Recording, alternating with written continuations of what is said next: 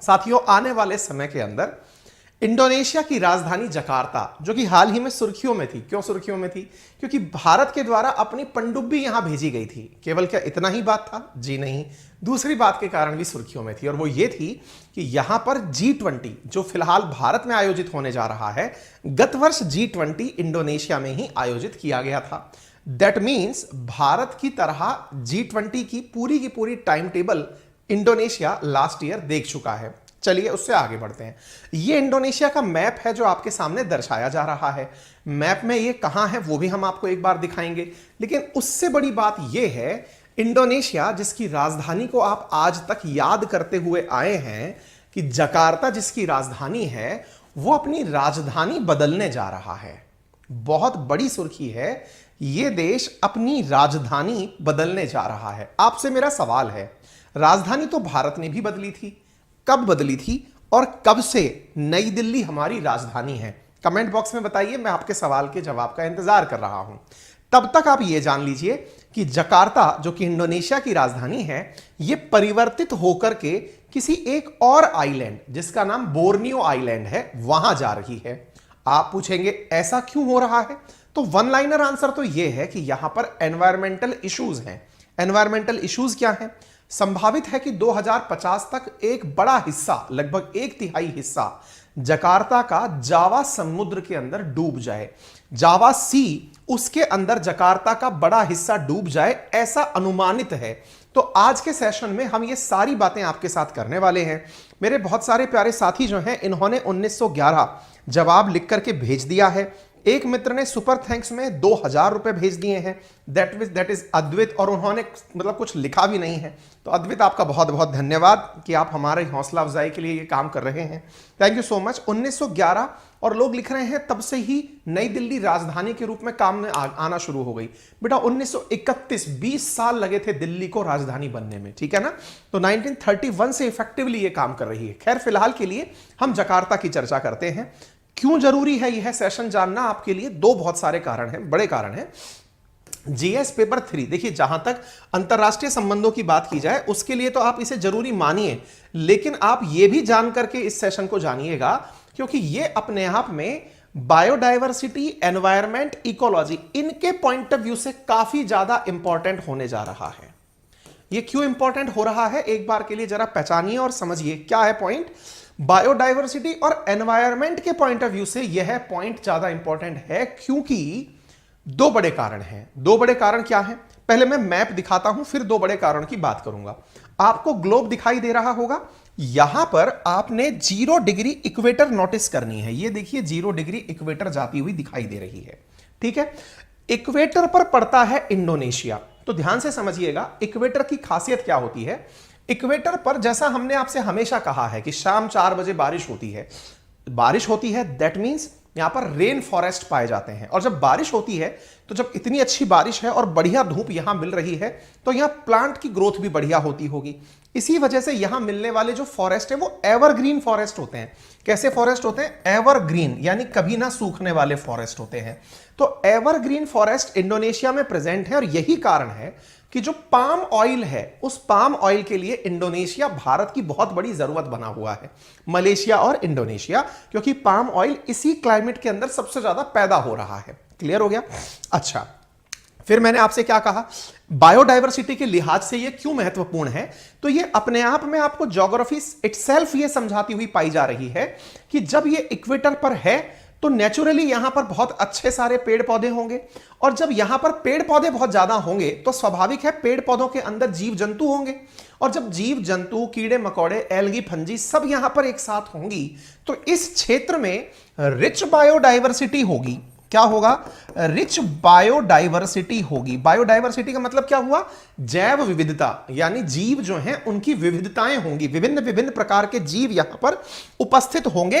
That is why Indonesia आपके लिए क्यों महत्वपूर्ण हो जाता है। सेशन की शुरुआत में मैंने आपसे कहा ना, बायोडायवर्सिटी के लिहाज से यह महत्वपूर्ण हो जाता है, ठीक है? अच्छा, फिर मैंने आपसे कहा एनवायरमेंट के लिहाज से यह महत्वपूर्ण है। क्यों महत्वपूर्ण है, अभी मैं आपको बताता हूं। देखिए, इसका जो बड़ा कारण है, अगर आपने कटिंग्स देखनी है, दुनिया भर के अंदर सुर्खियां हैं। द हिंदू ने हेडलाइन दी है, why is Indonesia moving its capital from Jakarta to Borneo. Borneo island पर यह अपनी राजधानी लेकर जा रहे हैं। सवाल बड़ा बना कि जकार्ता से बोर्नियो क्यों लेकर जा रहे हैं, तो इसके पीछे जो बहुत बड़ा कारण बना है साथियों, that is environmental change. Environmental change से मतलब क्या हुआ, यहां पर पर्यावरण परिवर्तन के कारण समुद्र तल बहुत ऊंचा आता जा रहा है, और तो और समुद्र तल के साथ साथ यहां के नेचुरल कारण भी हैं जो मैं आपको बताने वाला हूं थोड़ी देर में। यहां पर ड्रिलिंग है, लोगों की कुछ परेशानियां हैं उस कारण से। अदरवाइज यहां पर पानी का जो ये स्तर बढ़ रहा है उससे संभावित है कि 2050 तक इसका 1/3 हिस्सा पानी में डूब जाएगा। यानी पर्यावरण के इंपैक्ट के रूप में भी आप इस घटना को रिलेट कर सकते हैं। दैट मींस ये अपने आप में बहुत इंपॉर्टेंट टाइटल है आपके लिए जानना। फिर रही बात भाई नेचुरली और रिलेशंस के लिए तो आप जानेंगे ही, क्योंकि इसका फर्क और चीजों पर क्या पड़ेगा, ठीक है। तो ये एक इंपॉर्टेंट खबर है। इंपॉर्टेंट खबर को हमने लोकेशन पर पहले समझा। भारत के मतलब पर्सपेक्टिव से अगर हम इसे समझें तो ये रहा अपना प्यारा भारत, और प्यारे भारत से अगर आप बंगाल की खाड़ी होकर के इधर की तरफ चलते हैं तो स्ट्रेट ऑफ मलक्का पड़ती है। स्ट्रेट ऑफ मलक्का जैसे ही आप निकल रहे होते हैं तो स्ट्रेट ऑफ मलक्का के पैरेलली जो चल रहा है that is Sumatra island of Indonesia, ठीक है। इस मैप को हम इसलिए ज्यादा जान रहे हैं इन दिनों क्योंकि जो G20 का आप यह दृश्य देख रहे हैं ये यहीं से होकर शुरू हुआ। हमसे पहले G20 की अध्यक्षता इन्होंने की थी, अब हम अध्यक्षता हम कर रहे हैं। ये वो दृश्य है जिस समय एक दूसरे को प्रेसिडेंसी शेयर की जा रही थी, ठीक है। अच्छा इंडोनेशिया ने अपनी नई राजधानी को बनाना काम भी शुरू कर दिया है। यहां के राष्ट्रपति जोको विडोडो ने 2022 के मध्य में ही कह दिया था कि मैं अपनी राजधानी को यहां से शिफ्ट करके बोर्नियो आइलैंड पर ले जा रहा हूं। क्या इतना आसान है क्या? और बाय द वे राजधानी शिफ्ट करने का मतलब क्या होता है? राजधानी शिफ्ट करने का मतलब सारे घर उठा के कहीं और ले जाओगे क्या? जी नहीं। राजधानी अल्टीमेटली होती क्या है? राजधानी होती है जहां पर देश के टॉप ब्यूरोक्रेट्स, जहां पर देश के टॉप ऑफिसेज, जहां से डिसीजन मेकिंग होती है, वो एक साथ रहते हो। यानी कि एक बड़ा सचिवालय है राजधानी। जैसे देश के अंदर बहुत सारे राज्य हैं, राज्य के अंदर हर राज्य में एक सचिवालय होता है, इसी प्रकार से एक बड़ा सचिवालय पूरे देश के लिए, सेक्रेटेरिएट, जहां पर सारे मंत्रालय कर्मचारी एक साथ बैठते उठते हों, जहां पर सारे जरूरी काम एक साथ निपट जाते हों, जहां पर हजारों की संख्या में सिविल सर्वेंट रहकर काम करते हों, वो राजधानी का फीचर होता है, ठीक है।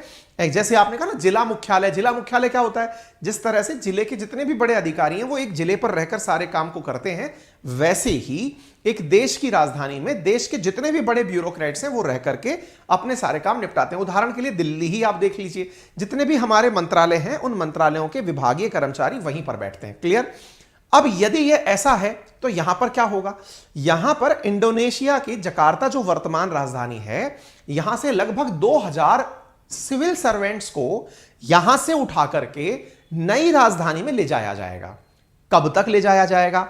17 अगस्त 2023 तक, जब ये अपनी आजादी का महोत्सव 75वां मना रहे होंगे। देखिए जकार्ता बहुत खूबसूरत जगह है, उसकी खूबसूरती में कोई भी दिक्कत नहीं है। ऑब्वियस सी बात है, बहुत अच्छे से इक्वेटर पर बसा हुआ है, बहुत अच्छे से इक्वेटर के नजदीक वाले एरिया में है, तो यहां बारिश बहुत अच्छी होती है, तो ग्रीनरी भी आपको दिख रही है, सफाई, साफ सुथरा, बहुत अच्छी ग्रोथ दिख रही है। लेकिन उस ग्रोथ के साथ साथ आपको यहां पर एक भीड़ का नमूना भी दिख रहा है। यह भीड़ क्या दर्शाती है? असल में दुनिया के टॉप 4 देशों में इसका नाम आता है इंडोनेशिया का, जनसंख्या के मामले में। मुस्लिमों की आबादी में यह नंबर 1 देश है दुनिया का। सबसे इंपॉर्टेंट जानकारी यहां पर क्या है कि इसकी ये जो राजधानी है ना, इसमें लगभग 1 करोड़ लोग निवास करते हैं।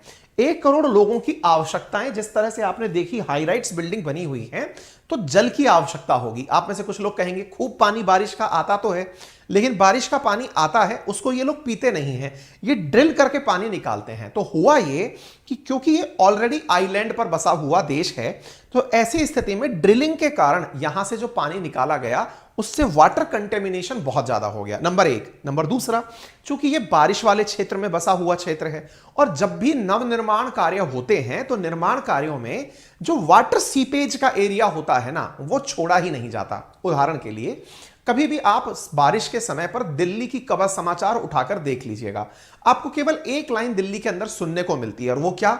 दिल्ली के अंदर लगा जाम, बारिश की तेज मूसलाधार बारिश के कारण दिल्ली में लगा जाम। अरे भाई ऐसा क्यों सुनने को मिलता है? कारण है इसका।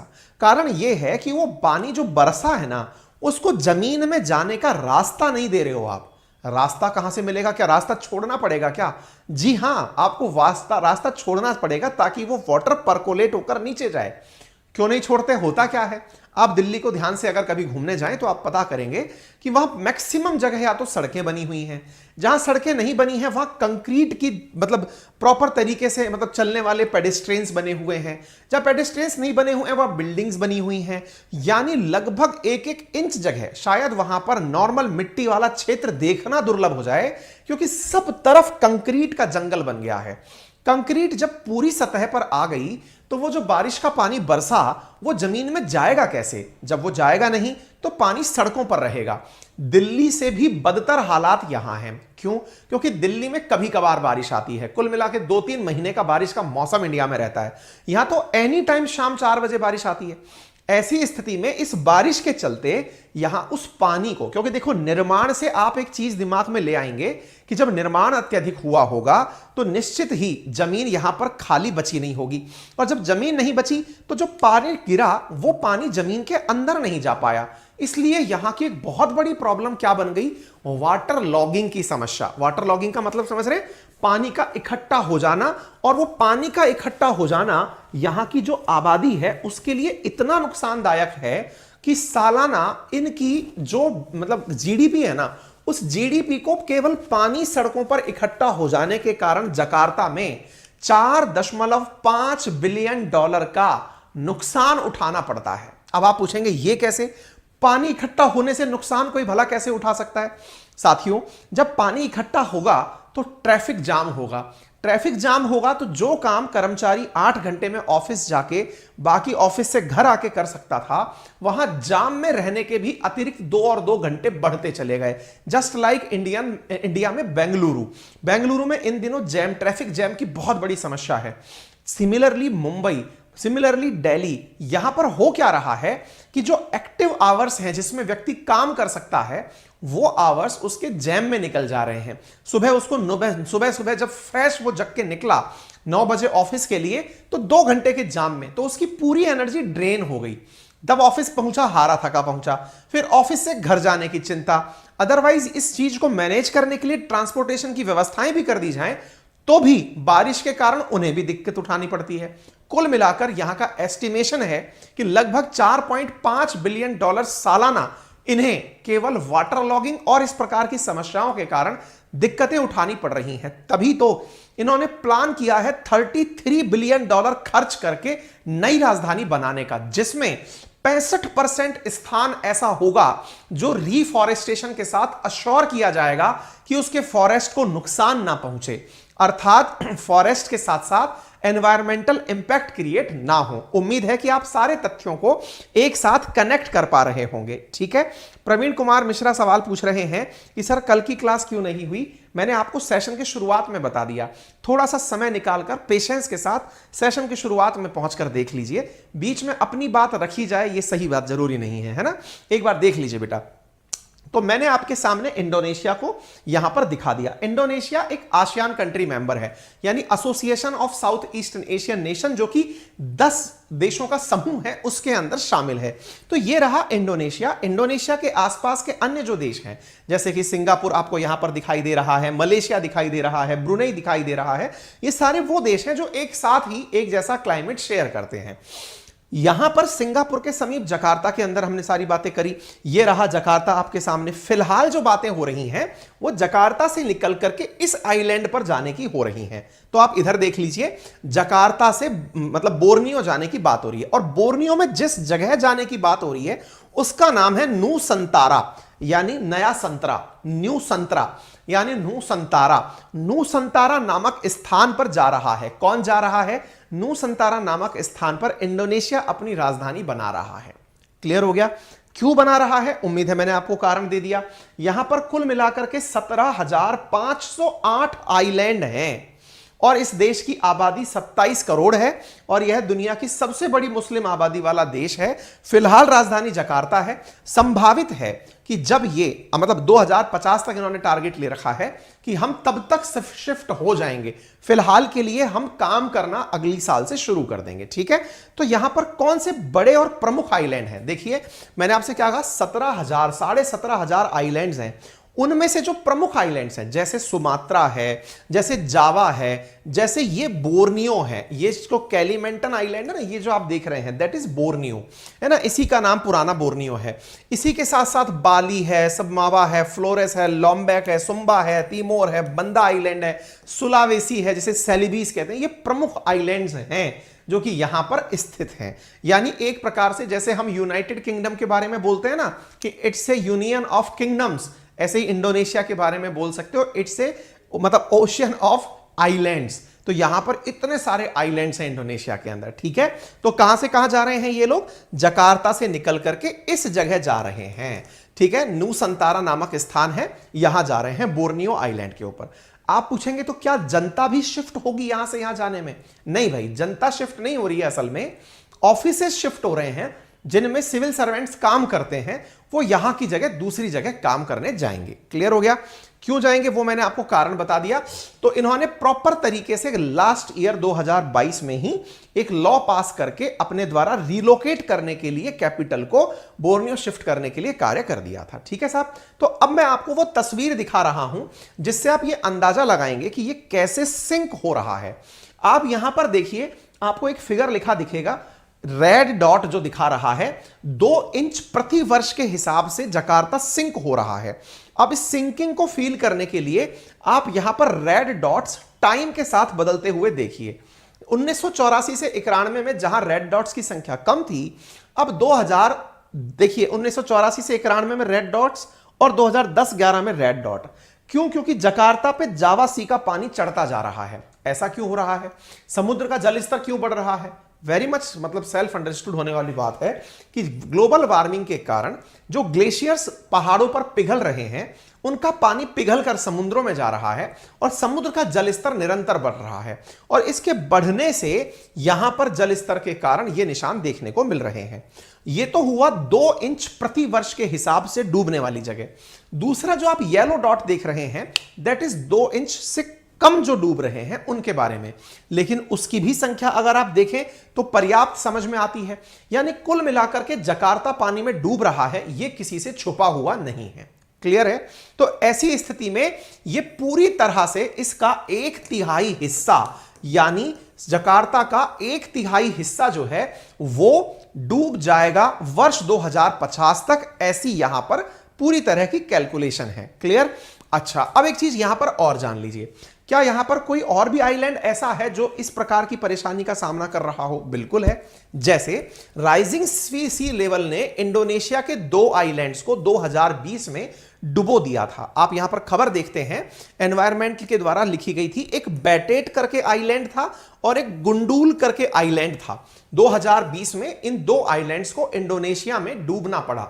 बारिश के कारण नहीं, समुद्र के जल स्तर के कारण वो पूरी तरह दब गए थे। क्लियर हो गया?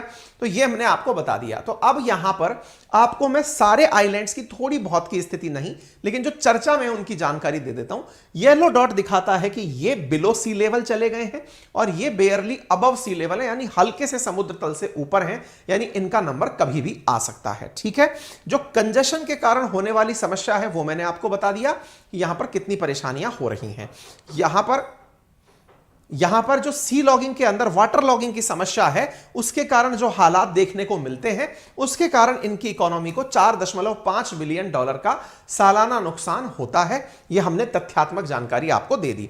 इस जगह का नाम जो रखा जा रहा है नई राजधानी का, that is new Santara. New संतारा के बारे में क्या कहा जा रहा है इसकी टर्मिनोलॉजी के अंदर कि यह शब्द आर्कियोपेलागो को रिप्रेजेंट करता है जावन भाषा के अंदर। और इस भाषा के साथ साथ यहां पर जो नया विकास कार्य होगा वो विकास कार्य लगभग 2000 किलोमीटर क्षेत्र के अंदर, 2000 kilometre north east to Jakarta होगा, यानी जकार्ता से 2000 किलोमीटर की दूरी पर होगा।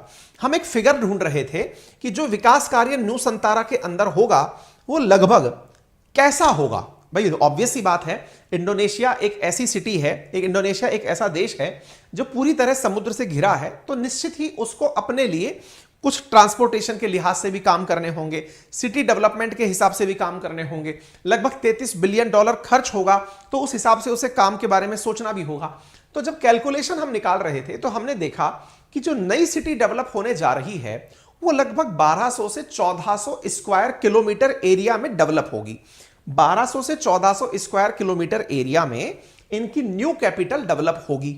उसमें $33 बिलियन का खर्चा आएगा। निश्चित ही वहां पे घर बनेंगे, होटल्स बनेंगे, ऑफिसेस बनेंगे, सी पोर्ट्स बनेंगे, एयरपोर्ट्स बनेंगे, सारी सुविधाएं होंगी। वैसा ही रिजेंबल करता हुआ जो नूसंतारा के अंदर काम हो रहा है, आप देखिए यहां पर 1,27,346 वर्ग किलोमीटर का एरिया है। कालीमंटन जकार्ता से 2300 किलोमीटर दूर है और इस क्षेत्र के अंदर, नूसंतारा के अंदर विकास कार्य करने की बात हो रही है। नूसंतारा अपने आप में बहुत बड़ा है, लेकिन यहां पर जो कैपिटल सिटी बनाएंगे वो छोटे एरिया में बनाएंगे। तो अब सवाल यह बनता है कि ये इस प्रकार की प्लानिंग से इसे बनाएंगे। कार फ्री जोन यहां होंगे, मराइन कोस्टल पोर्ट्स यहां होंगे, botanical garden, forest discovery centre, सारी सुविधाओं को ध्यान में रखते हुए इसे बनाया जाएगा। ऐसी ही सब कुछ मिलती जुलती न्यूज आपने इन दिनों एक बार और सुनी थी। कुछ याद आ रहा है आपको? हमने ऐसी ही खबर निकोबार के बारे में सुनी थी, holistic plan of development Nicobar island. Bharat में भी कुछ ऐसी ही प्लानिंग चल रही है एक आइलैंड को लेकर, जहां पर हम उसे अपने आप में सिंगापुर जैसी सिटी बनाने का प्लान कर रहे हैं। आपको याद होगा, ये जिस तरह की कैपिटल बनाने की बात कर रहे हैं, वैसा ही प्लांट्स को हटाकर रिफॉरेस्टेशन के नाम पर, यहां दोबारा हम फॉरेस्ट लगा देंगे, इस नाम पर इंडिया में भी कुछ काम हो रहा है। कुछ याद आया आपको? कहां हो रहा है, कैसे हो रहा है? मैं आपको तस्वीरें दिखाता हूं। जैसी तस्वीरें आप यहां देख रहे हैं, ऐसी तस्वीरें मैंने इंडिया की भी दिखाई थी। ये देखिए, भारत ने अपना एक सीक्रेट एयरबेस बनाने का निर्णय जहां लिया है, उसको मैंने आपके एक सेशन में कवर किया था। मैंने बताया था कि भारत निकोबार पर पूरी सिंगापुर टाइप की एक सिटी विकसित कर रहा है और गृह मंत्रालय ने वहां बने हुए जो एयरपोर्ट है उसके बारे में कहा था कि यह किसी को पब्लिक नहीं करना है कि हम कौन से एरिया में बनाएंगे। ठीक है, अब सोचो, जब यह चर्चा हमने की थी ना, अगर आपको याद हो, यह चर्चा जब मैंने की थी तब आपको बताया था, क्या बताया था, कि इसके अंदर कितनी परेशानियां आएंगी। क्यों? क्योंकि यहां पर एनवायरमेंट को बड़ी चुनौतियां मिलेंगी। विचार करिए, ऐसी ही चुनौतियां इंडोनेशिया को भी मिलने वाली हैं। क्यों? क्योंकि यहां पर भी लगभग क्लाइमेटिक कंडीशंस एक जैसी हैं। दैट मीन्स यहां पर भी डेंस फॉरेस्ट होंगे, यहां पर भी बहुत सारी आदिम जनजातियां रहती होंगी, बहुत सारे ऐसे प्लांट्स यहां होंगे जो अपने आप में खास होंगे। जी हां, इसी की वजह से आप ये जो तस्वीरें देख रहे हैं, जो ये दर्शाती हैं कि यहां पर इस प्रकार के डेंस फॉरेस्ट, एक विशेष प्रकार का यहां पर ये मंकी पाया जाता है जिसकी स्मगलिंग रिसेंटली तमिलनाडु के अंदर भी देखी गई है। ये जो है ना, इस तरह की चीजों को यहां पर बड़ा नुकसान होने की संभावना व्यक्त की जा रही है। कुछ बहुत ही स्पेसिफिक प्रकार के जीव हैं या फिर यहां की कुछ जनजातियां हैं जिन्हें यहां पर दिक्कत होगा। कहा जा रहा है कम से कम 5 गांव यहां से विस्थापित करने पड़ेंगे। साथ में यहां पे गवर्नमेंट का कहना है कि हम उन लोगों को कंपनसेट करने का प्रयास करेंगे।